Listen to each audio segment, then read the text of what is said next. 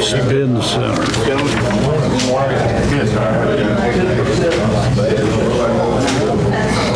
We're here. We're late. Daniel. Good morning. Oh, hey, good morning. Hey, Mr. Vaughn. Citizen Review Board, Google that if you would. Citizen Review. In relation to this. Chairman. Oh, sure. Want you to meet Daniel. This is George Imami. Daniel. Good morning.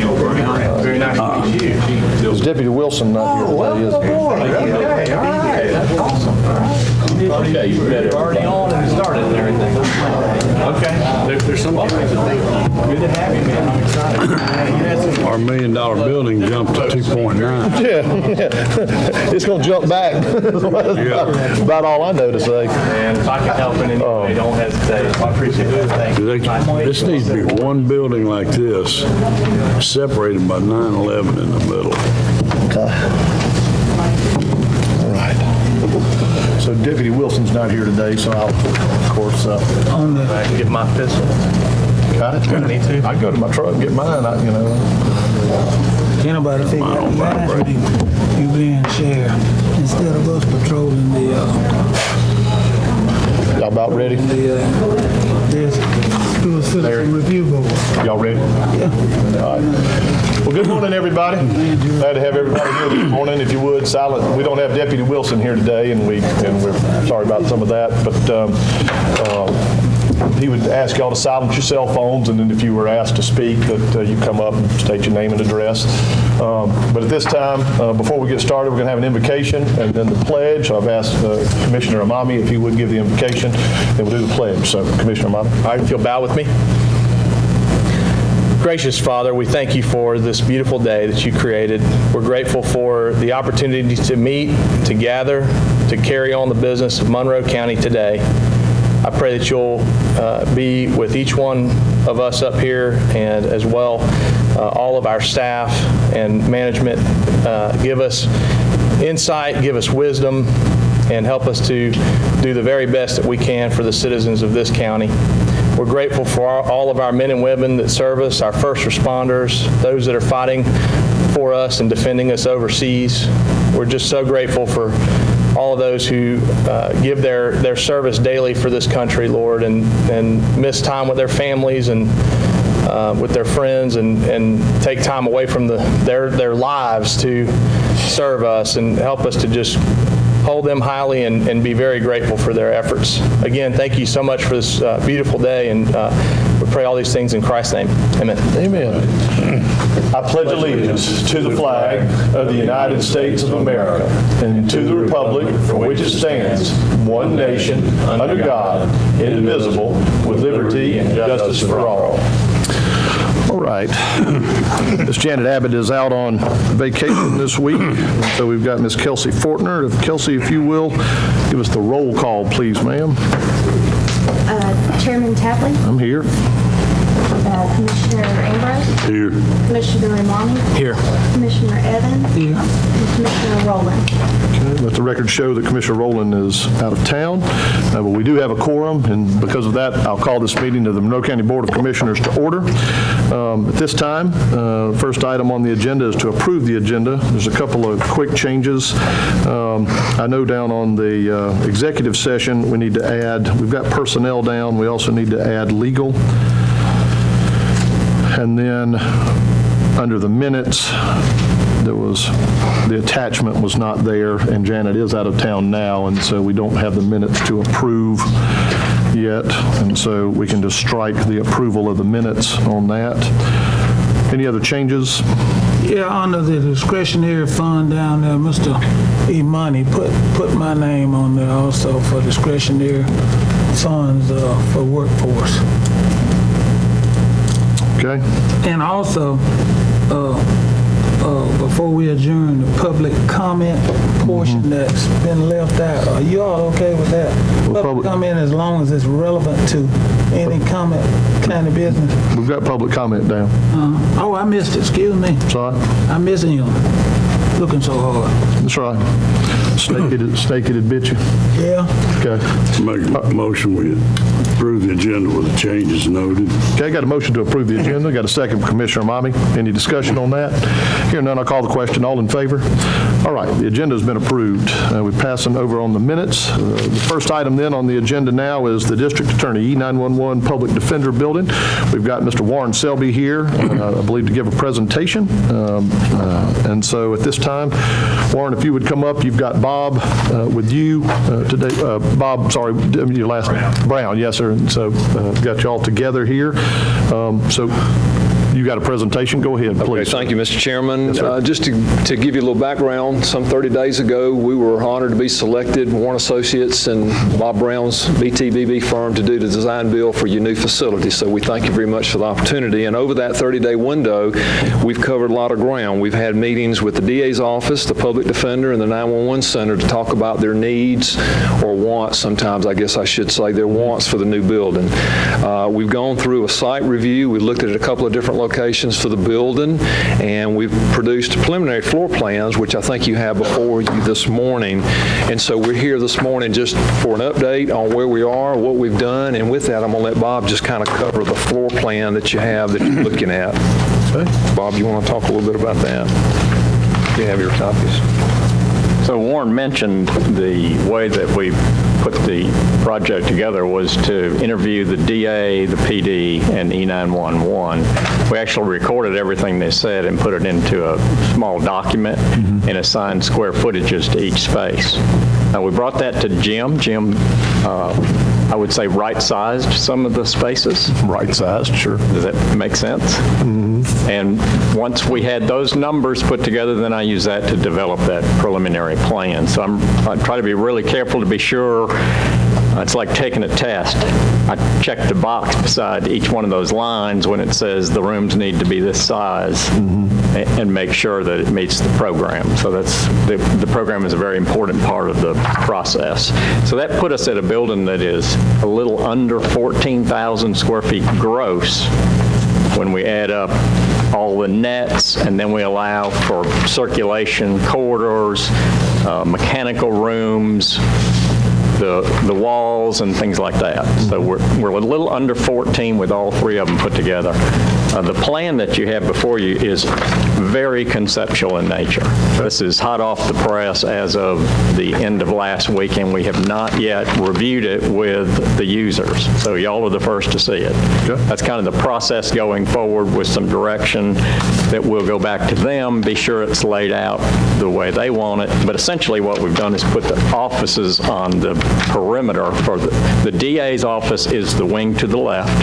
The PD's office is the wing that's coming down the sheet, and E911 is at the top of the sheet. Sure. So we've separated the entrances because we need to keep the clientele separate. We don't use the same entrance to DA and PD, so created a pretty good separation for them. Okay. They do share, staff shares a common rear entrance, which can come off of a secured parking, since so many of them work after hours. Okay. And E911 is really, it's a standalone entity, so it really doesn't even interconnect into the other part of the building. Okay. I haven't tried to show windows or exterior at this point. I'm space planning, put it together, creating workflows. Okay. So in both the DA and the PD, we've placed the offices around the perimeter and then used a central core for administrative functions, supply rooms, small conference and things like that. That's the essence of the plan. I will mention, and I think Warren will come back to this, we really have two building types here. The DA and the PD are essentially an office building, simple business occupancy, as your new building inspector will attest. And the E911 Center is a masonry type structure. So it's an entirely different type of construction for the two parts of the building. We have attached a couple very rudimentary site plans. The first site we talked about was across the street from the LEC. You'll see it lays in pretty nicely. It provides additional parking.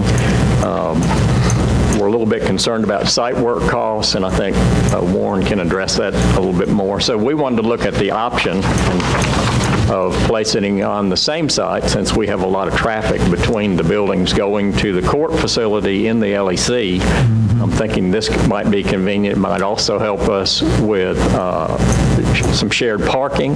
Right. And also, you already have a good bit of fencing to secure parking for the DA and the PD is really less fencing. So it's just an option we wanted to look at. We need to study these further, study the topo, but we've walked it, and I believe they'll work pretty well. Okay. Questions about the plan at this point? Commissioners? So you're saying you suspect that the topo and the site on the same side is going to be better? I think it's going to work better. I'm a lot higher on the side, and I need to consider accessibility between the facilities. It's going to be a lot more difficult across the street because I've got a pretty good rise on the other side of the street, and then I've got a pretty good drop from the street down to the LEC. So it's just one of the things we need to look at closer to be sure they work. The question I have is, this is totally not in conceptual drawings of what we had in plan, because as the way you've got a public defender and DA can all intermingle in this building, I had hoped to put the 911 in make one long building, 80 feet wide, whatever length you got to have it, and have the 911 in the center. Nobody can get into it except them. They're blocked off. Public defender on one end, they can't intermingle with the district attorney.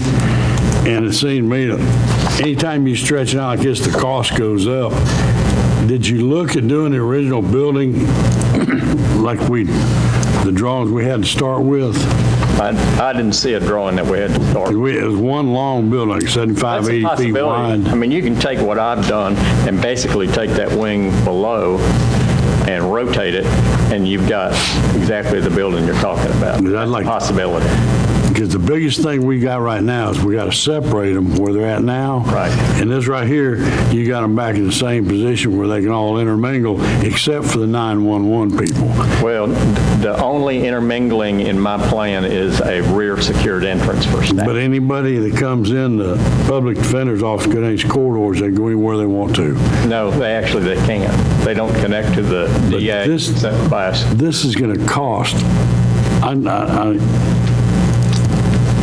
Does it seem to me like it's cheaper to go back the old way and put the 911 in the center? Because we were working on a budget, and I'm afraid this budget here is... We can certainly look at that. It'll be more difficult to fit the site that way. I wouldn't put it on the same side of the street as the law enforcement center if it stretched out that long. Well, I differ. I like the way you got it laid out, and you said the 911 is going to be a masonry. Yes. And the other one is going to be a what? It's basically an office building. Simple office building. And the costs are a lot less than what the 911 building will be, yes, right? It's entirely different. And you've got the public defender separated from the district attorneys. Yes. And that's logical to me. Well, in our meetings with the public defender and the DA's office, we did have numerous conversations about not commingling those folks. So they said they were okay with sharing entrances, which would be secured parking, the employees in the backside of the building. But on the front, what we envision is a totally separate entrance for the public defender and the DA's office. So the parking lots, when you come in, you would go left or right or whatever so that you would do. Now, that's not to say obviously that they don't see each other somehow as they drive in if they come at the same time before they go left or right. That's just a logistical issue, but we do have them separated, and they were very sensitive, and we made sure that we did that. The other thing about the building, when you put the 911 center in the building, it does change the infrastructure and the bones of the building, for lack of a better description. The skin of the building may look the same when you look at it from the exterior. It may be brick or whatever we are, but the bones inside 911 are a whole lot different than as Bob just mentioned. There's got to be a protected walls in there. That is exactly right. Plus, you got things like a generator and other infrastructural items that you need, which are not needed by public defender. So by putting 911 in the building, the cost does go up, yes, sir. Not only does the square footage, and if you look at the numbers, if you take the 14, of that 14, about 2,500 square feet is for the 911, and so that backs you down to about 11.5 if you take them out of the picture. So not only is that space adding square footage, meaning 911, but it's a more costly per square foot space, if that makes sense, just because of all the... Let me throw something in here. These guys have done some great work in a short period of time, and this is our first look at it.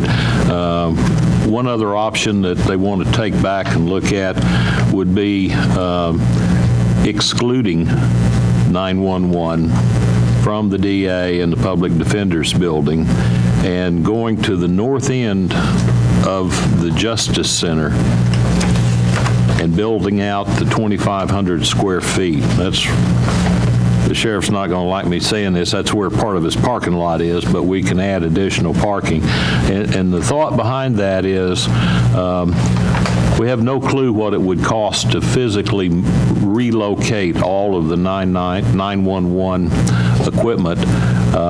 But if they are on the north end of the building, we could tie all of the electrical, the plumbing, the emergency generator, and you're only looking at building 3 walls instead of 4 walls. So that's just an idea that we want to explore to see if it's a lower cost option. Okay. And then cut down the size of the new building. Yep. I mean, I like either one of those ideas, but this original one you bought, anybody can go anywhere in that building except for the 911. You got to enter in front and back, and if there's doors and they got locks on them, they can be got in. I wanted a straight wall, a solid wall where nobody from the public defender or the DA's office can intermingle, and that's not in this drawing here. Yes, sir, we could do that. I think maybe part of what we were trying to create here too is when you get into the certain size of the buildings, again, in light of the building official being here, we have to have means of egress and exits, not dead-end corridors. So I think that may be part of it is there could be a shared, like this hallway right here is an exit door, so you're probably sharing this to where you have a means of egress and that type thing. So we were trying to make it a little more efficient as far as egress and those type things in case of a fire or emergency. But there's no question, you could have a box, and that box could have public defender at one end and DA at the other, and in the center of the box could be 911. On the other hand, option that you mentioned about 911 being on the law enforcement center, if you imagine this plan with the 911 off of it, then I've got 2 entirely separate rear entrances that don't come in. Right. With what we have. Okay. There's several ways, and I said, we're really early in the process. We're putting together concepts. Oh, good. I like what county manager just said, and I think the idea that was thrown in about E911 getting in it, I think that come from John. And I particularly like the idea of it staying over there, connected to the jail. You know, and I'm thinking it's more cost effective. You said 2,400 square feet. About 2,500 for 911, yes, sir. But the thing that we were talking about is, for example, you wouldn't need a new generator. It already, the control room's already on the generator. So again, and it's already connected. So, you know, in talking with the 911 center, we've got to physically connect that tower back over to the new 911. So, like Mr. Hedges was saying, there's a cost associated with moving it outside that building. And we're here just to report information. We do whatever we're told. We're just the reporter of the information, and then you give us guidance as to what we need to do, because we do understand there's budgeting issues that we got to stay within, and we're sensitive to that. But like Bob said when he started, we went and met with all 3 entities, and they told us what they wanted, and then Jim helped us with what they needed, and we came back to a plan that kind of is where we are right here. We do, you know, what we'd like to say to you today is we need a couple more weeks to study a little more. We need to get with Jim about budget. We need to look at what our options are so that we can make all this mold to where it's going to be functional, usable, and it also meets your budget. That's what we're trying to do. I think this morning, we don't have an action item to take, I know, but we might, I think the straw poll, so to speak, because I'm also interested in attaching, and I'll look at the sheriff too, because I'll definitely take his input, but I wouldn't be opposed to putting the 911 center, attaching it to the existing Justice Center, and then separating the, Sheriff, do you have any issue with that? Okay. Yeah, I didn't think so, but I want to make sure, because that's your place out there. And so anyway. As we expand that conversation a little bit, when Bob and I have visited a couple of times, if you walk into the Justice Center now, the court services pretty much dominate the right-hand half of the building. I mean, there's courtroom and there's other services down there. And then the center of the building to the left, you have investigations in the sheriff's office and those type things, patrol, and then as you go to the end of that building, that's where animal control and all down there. That's why we kind of ended up on the right side or the north side of the building for the location of this.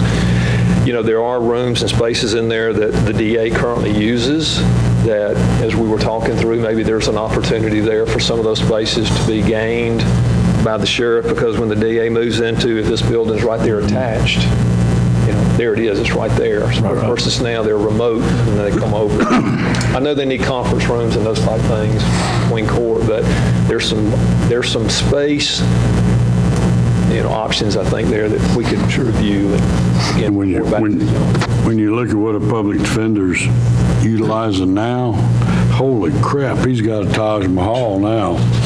They don't need that many rooms. Budget, we've talked about a budget. We know ours is about $1.8 million for the structure. But when you come in with this and 14,000 square feet, and you're talking about, ballparking $175 a square foot. Well, we're anywhere now from about $2.3 million up to $3 million, depending on which site, which building, who's in the building, and those sort of things, which we do understand obviously is more expensive than the budget. So that's where we were asking for a couple more weeks to go back and study and look at options, and then and then our next step would be some guidance from you as to the direction that we need to go. Again, I think the quick straw poll, up here is to focus on maybe doing the public defender, district attorney building separate, and then working with the sheriff's department about the right placement of E911. What was the original amount we carved out for this project? 700. Okay. Any other questions for Warren or Bob? No? And this is for future expansion too. We know this county's gonna grow, and this should be adequate, what you all throwing out. We thank you. Yes, sir. Thank you. Appreciate you. Yes, sir. Thank you very much. All right, next item on the agenda, the budget amendments. We've got our finance director, Ms. Lori Robinson here. And Lori, if you would, make your presentation, please, ma'am. All right, good morning, everyone. Morning. This is the first budget amendment for fiscal year 2019. We have a few changes. Some of them has already been previously discussed at previous board meetings. They have been approved, so all that's been integrated in here. We have 3 funds that we are amending today. General fund being the main one, of course. And in the general, just let me give you a kind of an outline of how to read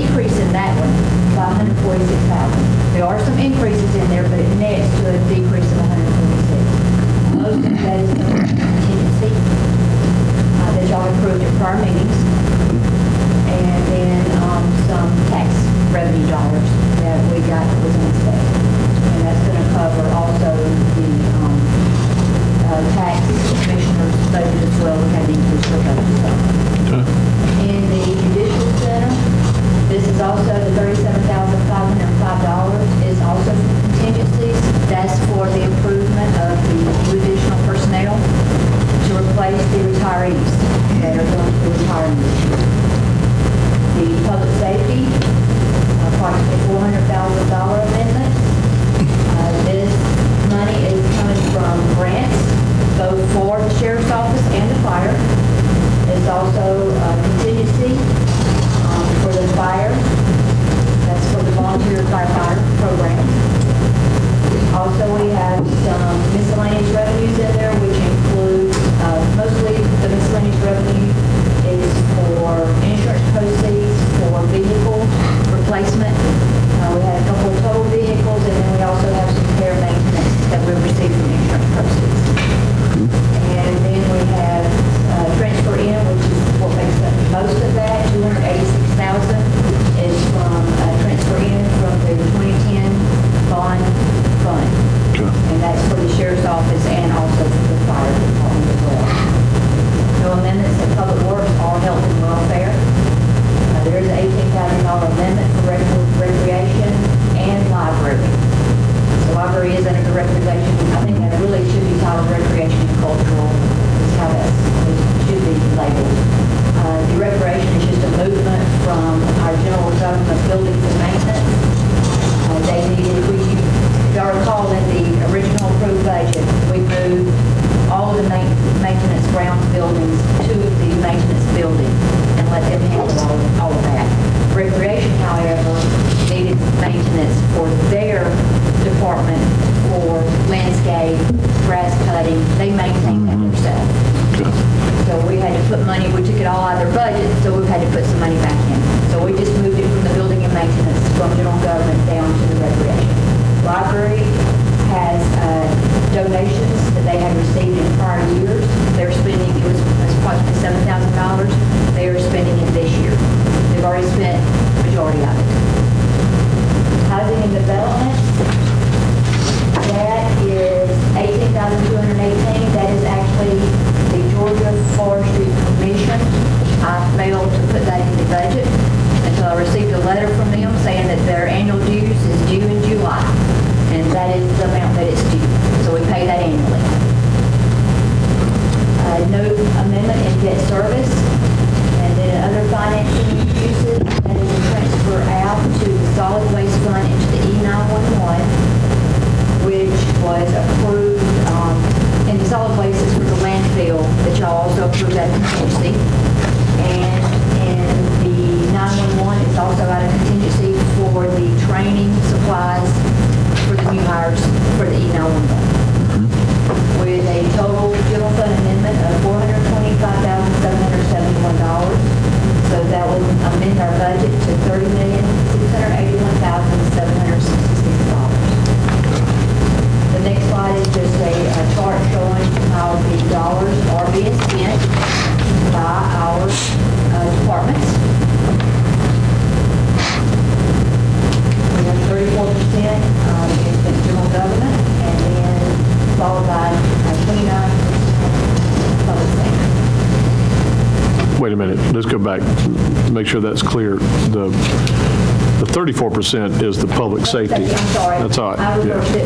Yes, 34% is public safety and 29% is general government. Okay. Sorry about that. Sorry.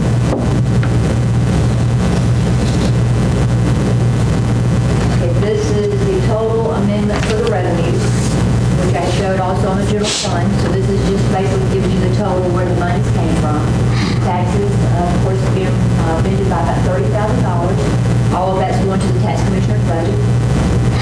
We received some grants of $25,000. Majority of that is for public safety, for bulletproof vests for the police officers, and then some miscellaneous equipment for fire. Are we getting $1 million in grants every year? Or is that? Yeah, a lot of the grants is for your extension offices and family connection. You know, those are almost paid 100% by grants. Not much is coming out of our government. Most of those are paid by grants. not that we've got it on the agenda, but while I've got it on my mind and maybe to make a note, Chairman, at some point, we had talked about in the past hiring a grant writer full-time. Okay. I think maybe if we did that and had them searching, God knows how many other hundreds of thousands a year we could be picking up, maybe. I will tell you, Matt Perry, he and I we've kind of got together, and Matt Perry is very aggressive right now. In fact, I was telling the chair this morning, we are looking at, and hopefully it looks like we're going to get it, a $200,000 plus grant coming in for Amen. fire. That's I've also awesome. got Brandy down at the sheriff's office. She is starting to look for some grants. She's being very aggressive. I gave her a couple of contacts to contact on the public safety side, and she went to a class, and I think she's also got some additional contacts. So I talked to her a couple of weeks about that also. That's great. And that's going Good to be your stuff. two major, other than your extension offices and family connections, that you receive grants for. Where's your LMIG? Where's the LMIG? LMIG is not considered a grant. It's in, charges for services, I believe. And don't ask me why, because the state does not qualify that or state that as a grant. Then it's, going down the line, miscellaneous is our next amendment of $84,101. That is mostly the surplus, not surplus, the insurance proceeds for the repairs and maintenance to the vehicles. Okay. Okay. Other financing sources, that's the $286,000 for the 2010 bond issue. Okay. And for a total of $425,771 is the same as all the expenses side. General fund revenues, of course, 82% that we receive is from our taxes. And that's not just property taxes, that's your sales taxes, that's all taxes.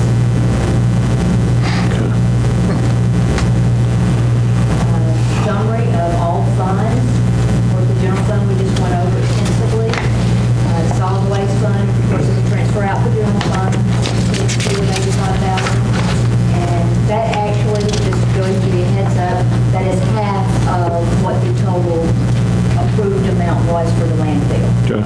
So we felt like we were going to get it all done this year, so the other half it'll run into next fiscal year. Okay. And then the E911 fund, of course, is the $16,000 that was approved to contingency for training supplies. With a total amendment for all funds of $526,884. And then the total amended budget then grew to $34,222,048. Contingency. Now, this contingency includes both the contingency and your discretionary funds. And then that's, as we discussed, those are all the items that are being decreased from the contingency, leaving you a balance of $411,887. This unspent For the rest of the for year. this year, okay. All right. The 188 is what's already been approved by y'all.